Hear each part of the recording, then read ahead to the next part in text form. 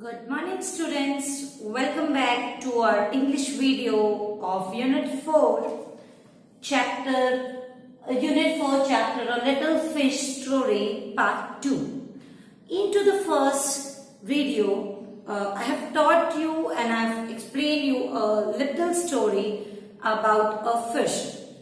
One fish was there who was not happy. And why the fish was not happy, I have told you that also. Why the fish was not happy? Because he was very small. This thing we have learned and we have completed almost 3 or 4 paragraphs of the chapter. Now we'll see what happened to the fish afterwards. Whether he dreamed I should be the small only or I have to be the big. This thing we'll learn today. So keep a pencil in your hand and open your textbook, page number 38, last paragraph on the page number 38. I am reading it. Keep a pencil in your hand. So there was much floundering and splashing as the net was drawn up out of the water into the sunlight, and just as it all was being emptied into the boat. Means यहाँ पे ये कहना चाहते हैं कि as you know I have told you कि fish थी वो सारे that fish was playing with rest of the fish into the water में वो दूसरे सारे fish के साथ खेल रहा था. और क्या हुआ, अचानक से एक mesh of a net means एक net आ गया, जाले वाला एक net आ गया. net तो आप सबने देखा ही है. तो वो नेट ऊपर से आ गया और उसमें सारे फिश एक साथ कैच हो गए, एक साथ बंद गए उसमें. अब वो क्या कह रहे हैं कि देयर वाज मच फ्लाउंडरिंग मीन्स स्लगरिंग. जैसे कि वो फिश सारे एक नेट में कवर हो गए थे, नेट में अंदर आ गए थे, तो वो बहुत स्ट्रगल कर रहे थे. सारे फिश स्ट्रगल कर रहे थे कि हम कैसे नेट से छूटे. सो another new word for you is floundering.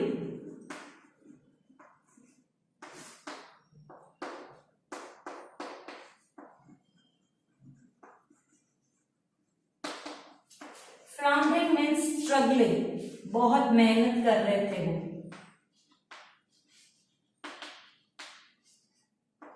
वो छूटने की. समुद्र वो जो ओशन में जो मछलियां थी वो जो नेट में कवर हो गई थी, they were doing struggle to move out from the net. ठीक है. And what happened after that? There was much floundering and splashing as the net was drawn up out of the water into the sunlight.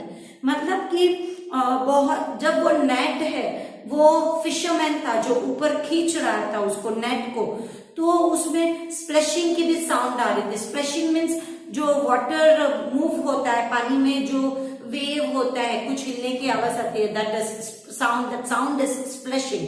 तो पानी में वो आवाज आ रही थी कि वो नेट को ऊपर खींच रहे, तो पानी इधर उधर हिल रहा था. मछलियां खुद को बाहर निकालने की कोशिश कर रही थी. तो वो जब वो नेट सनलाइट में बाहर आ रहा था तो वो स्प्लैशिंग सा साउंड आ रहा था. And just as its haul was being emptied into the boat. मतलब the howl word is used to pull up the net. Net जो है उसको ऊपर पुल कर रहे थे, वो खींच रहे थे, तो उसके लिए हाउल वर्ड यूज किया है उन्होंने. And just as it haul was being emptied into the net into the boat means कि वो जो नेट है मछलियों से भरा हुआ वो बोट में खाली करने जा रहे थे. So another new word for you is emptied means empty. Emptied means empty. So emptied into the boat. The smallest fish in the school wriggled through the mesh and slipped back into the cool water.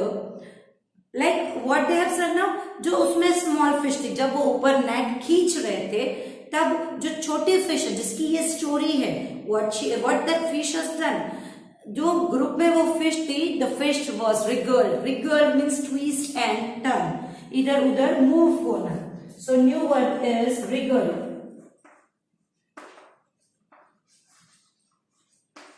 Wriggle means twist and turn.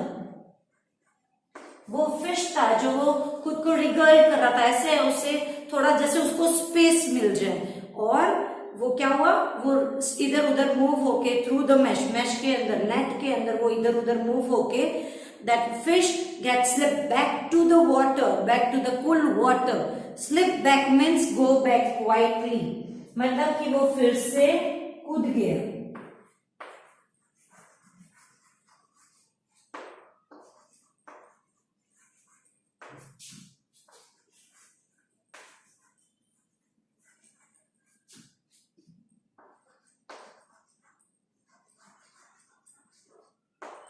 Go back quietly.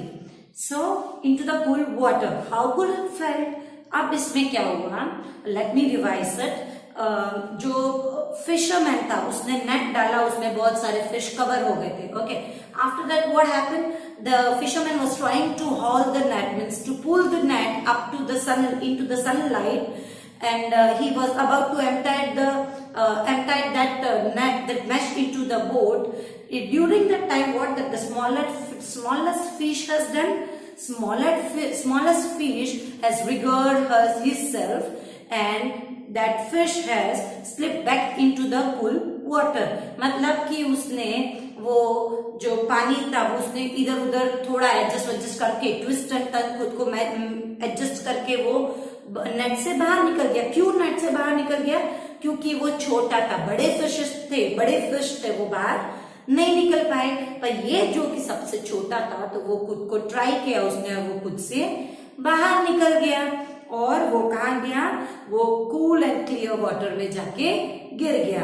How good it felt. अब वो जब पानी में कूद गया, मतलब उसको क्या रियलाइज हुआ? हश, एट लास्ट मैं छूट गया. I just relieve from that, कि मैं मरते मरते बच गया. और वो पानी में कूद गया और उसको बहुत अच्छा फील हुआ. He felt very good. Felt is the past tense of feel. Okay. He swum here and there and everywhere. अब क्या हुआ लास्ट पैरा में कि वो यहाँ वहां, जैसे वो पानी में गिर गया, वो यहाँ वहां इधर उधर तैरने लगा. And some of the fish who knew him well all the rest of his life said that they never again heard him say that he wished to be anything but a little fish.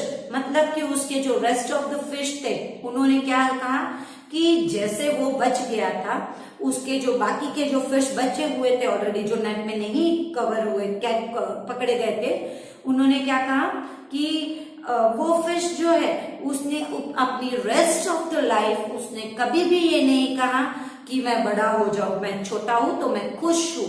उसको यही feel at least realise हो गया कि छोटा होना भी बुरी बात नहीं है, छोटे होने का कोई अफसोस नहीं होना चाहिए. उसको ये विश थी, उसने ये जो विश थी बड़े होने की, वो उसकी विश कभी भी उसने फिर से ये कहा नहीं अपने लाइफ में, कभी भी उसने ये रिपीट नहीं किया कि काश मैं भी बड़ा होता.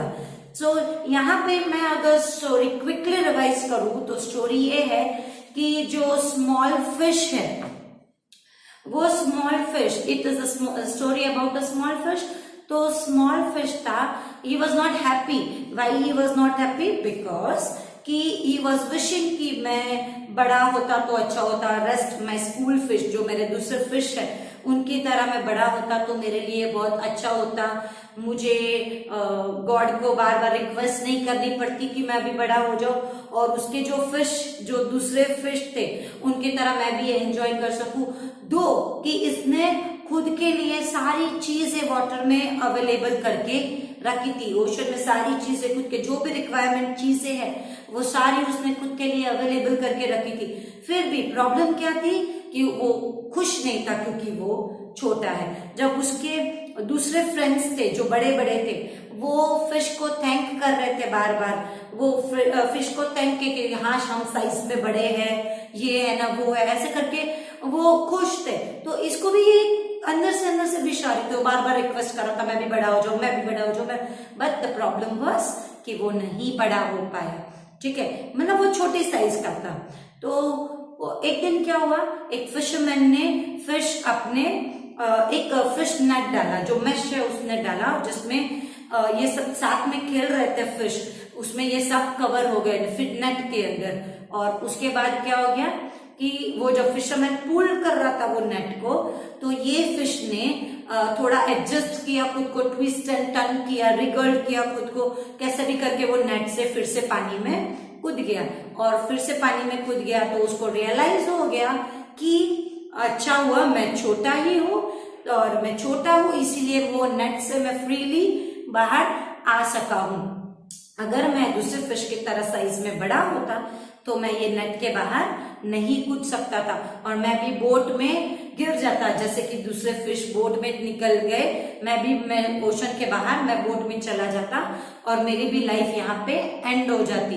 तो उसको यहाँ पे खुशी हो गई कि मैं अच्छा हूं, मैं छोटा हूं, इसीलिए उसके बाद जितना भी उसने सर्वाइव किया, उसने कभी ये विश नहीं की कि मुझे भी बड़ा होना है।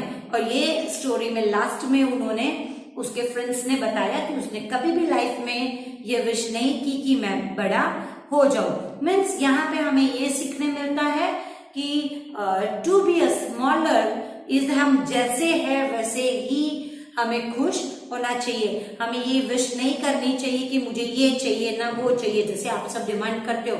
हमें जितना है उतने में खुश रहना चाहिए। The story is saying like this, and one important thing students is that कि जो मैंने हार्ड वर्ड्स, जो न्यू वर्ड्स है आपको दिए, उसकी स्पेलिंग आपको लर्न करनी है, और वो वर्ड्स के जो मीनिंग है वो मीनिंग आपको मेमोराइज करने हैं। मेमोराइज करना मतलब आपको याद करने हैं। और आपकी जो रूटीन लाइफ में अगर आप जैसे ही वर्ड्स बोलना स्टार्ट करते हैं तो आप पहले सिंपल से वर्ड यूज कीजिए, फिर उसके मीनिंग यूज कीजिए, तो आपको ग्रेजुअली बोलना आ जाएगा।